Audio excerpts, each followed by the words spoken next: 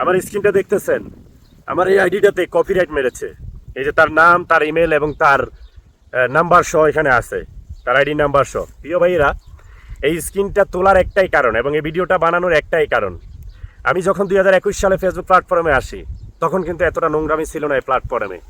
এই প্ল্যাটফর্মে বর্তমানে যতটা নোংরামি হচ্ছে এবং যতটা নোংরামি করতেছে, প্রিয় ভাই, আমার উপরে আল্লাহ আছে, আমি আমার আল্লাহর কসম করে বলতেছি, ওয়াল্লাহ আমি আমার আল্লাহর কসম করে বলতেছি, আমি এই পর্যন্ত এই ফেসবুক প্ল্যাটফর্মে আমি আমার অভিজ্ঞতা থেকে এবং আমি আমার জায়গা থেকে একটা মানুষকে আমি আজ পর্যন্ত কোনো একটা কপিরাইট মারি নাই।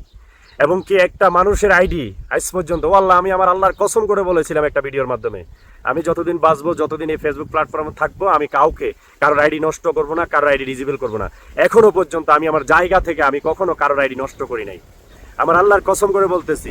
প্রিয় ভাইয়েরা, এই ভিডিওটা বানানোর একটাই উদ্দেশ্য, আজকে যারা এই ফেসবুক প্ল্যাটফর্মে এই সমস্ত কাজগুলি যারা করতেছে, এই সমস্ত কাজগুলি নিয়ে যারা লিপ্ত আছে, এগুলির দায় শুধুমাত্র আমাদের মতন কিছু কন্টেন্ট ক্রিয়েটরের কারণে। আমি জানি এই কাজগুলি করে হ্যাকাররা, কিন্তু হ্যাকার পালে কিছু কন্টেন্ট ক্রিয়েটরে। সেটা কেন বলতেছি, এই যে যারা টেলিভিশন লাইভ করে, টেলিভিশন লাইভের পরে কিন্তু তাদেরকে এভাবে কপিরাইট মারে, তাদের আইডিগুলি নষ্ট করে দেয়, পরবর্তীতে তারা ইমেলে মেসেজ করে, আপনার আইডি যদি ঠিক করতে হয় আমার সাথে যোগাযোগ করবেন, আপনি অল্প কিছু টাকা দিলে আমি ঠিক করে দেব। এই যে আমার স্ক্রিনে দেখতেছেন, আমাকেও সেমভাবে এরকমভাবে আমাকে একটা ইমেলে মেসেজ করেছিল। প্রিয় ভাই, তা আমি এই যে আমার এই আইডিটা দেখতেছেন, এটা কিন্তু একজন কন্টেন্ট ক্রিয়েটরে আমার কপিরাইট মারাইছে, একজন কন্টেন্ট ক্রিয়েটরে আমাকে একটা কপিরাইট মারাইছে, সেটা আমার পরিচিতই। আজকে যারা আমাকে স্ক্রিনে তুলতেছে, যারা আমাকে অসত্য ভাষায় গালাগালি করতেছে, যারা আমাকে নিয়ে আজকে 2 বছর 3 বছর যাবৎ আমাকে নিয়ে সমালোচনা করতেছে, তাদের কোনো সফলতা আসতেছে না। শুধুমাত্র আমার লাইভে স্টার মারা এবং কি আমার ভিডিওতে স্টার দেখে, আমার ইনকাম ভিডিওতে দেখে এদের মাথাগুলি নষ্ট হয়ে যাচ্ছে। কিভাবে এরা বলবে যে এদেরকে কিভাবে সরানো যায়? ওই সমস্ত মানুষগুলিকে নিয়ে আমি আজ পর্যন্ত কোনো ভিডিও এবং কোনো কথা বলি নাই। তবে হ্যাঁ, আমি গত কিছুদিন আগে একজনের লাইভে গিয়ে সেখানে আমি তারা বুঝাইতে চেষ্টা করতেছি, তারা আমাকে উশৃঙ্খলভাবে আমাকে গরম করায়, তারপরে আমি কিছু ভাষা ব্যবহার খারাপ করেছি। এগুলো নিয়ে মাশাআল্লাহ তাদের একটা পরিবেশ এসেছে। তো এই কথাগুলি কেন বলেছি, এই কাজগুলি একমাত্র তারাই করে। আজকে যেই সমস্ত মানুষগুলি বিভিন্ন মানুষের পিছনে লড়তেছে, বিভিন্ন মানুষকে স্ক্রিনে তুলতেছে, এই মানুষগুলি একসময় তাদের একটা গ্রুপের একটা সিন্ডিকেট ছিল।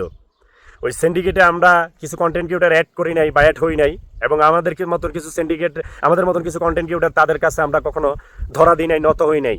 এই জন্য তাদের কোনো সফলতা তারা পায় নাই, এই জন্য তারা পাগলা কুত্তা হয়ে রয়েছে।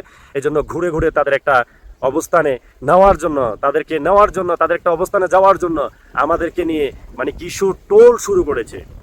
তা আমি ওই সমস্ত কন্টেন্ট ক্রিয়েটরদেরকে বলতেছি, যারা ওদের কথাই আজকে আমাদেরকে ভুল বুঝতেছেন, দেখবেন তাদের লাইভগুলিতে কি লাইভ চলে আর আমাদের লাইভগুলি কি লাইভ চলে, এগুলি একটু বিবেচনা করবেন প্লিজ। আর তাদের ভিডিওগুলিতে কি শিক্ষা পাচ্ছেন আর আমাদের ভিডিওগুলিতে কি শিক্ষা পাচ্ছেন, এগুলি একটু বিবেচনা করবেন। শুধু এই ভিডিওটা ছাড়া আমার প্রত্যেকটা ভিডিও কিন্তু ফেসবুকের লং ভিডিওতে গুরুত্বপূর্ণ, আমি ফেসবুক সম্পর্কে কথা বলি।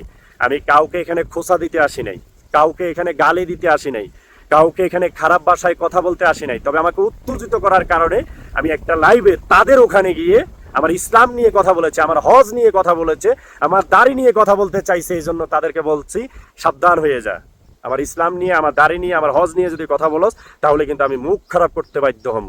কিন্তু কিছু স্টার সেন্টার আছে, তাদেরকে আমি একটু ধোলাই করেছি। এটা আমি আজকে না, অনেক আগ থেকেই ধোলাই করতেছি। কিন্তু তাদের সাথে কিছু জ্ঞানী স্টার সেন্টার আমি দেখতেছি তাদের সাথে হাত মিলিয়ে আমাকে নিয়ে টোল শুরু করেছে। তো ওই সমস্ত স্টার সেন্টার ভাইদের কাছে অনুরোধ করতেছি, প্লিজ একটা জিনিস মাথায় রাখবেন, আগে নিজেকে প্রশ্ন করবেন। যদি কেউ আপনাকে গালি দেয়, যদি কেউ আপনাকে খারাপ ভাষায় কথা বলে, আপনি হয়তো তাকে ভদ্র মানুষ হিসাবে ছেড়ে দিবেন। দ্বিতীয়বার যদি বলে তাও বলবেন ভাই কেন গালি দিচ্ছেন। তৃতীয়বার যদি বলে তখন বলবেন তোর গালি তো আমি শুনতে এখানে আসি নাই, এতবার কেন গালি দিচ্ছস। আপনি একটু আপনার বিবেককে প্রশ্ন করবেন। যদি আপনাকে এবং আপনার পরিবার নিয়ে যদি কেউ কথা বলে তখন আপনার থেকে কেমন লাগবে।